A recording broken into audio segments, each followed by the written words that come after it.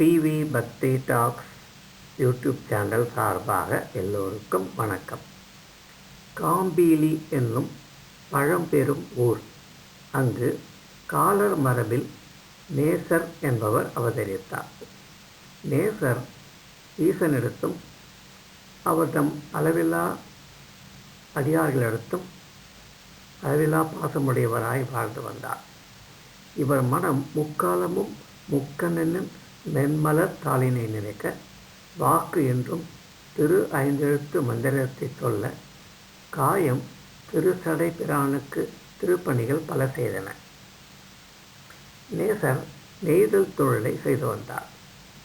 சிவனடியார்களுக்கு வேண்டிய ஆடைகளும் கீழும் கோவணமும் நெய்து வழங்கும் பணியை தட்டாது செய்து வந்தார். நேசர் சிவனடியார்களுக்காகவே வாழ்ந்து வந்தார். உயர்ந்த பேரின்ப பெருவாழ்வு பெற்று பரமனின் மென்மலர்த்தால் நீழலை அடைந்தார். ஆகவே நேசர் 63 நாயன்மார்களில் ஒருவராக நேசநாயனார் என்று புகழ் பெற்றார். ஓம் நமச்சிவாய.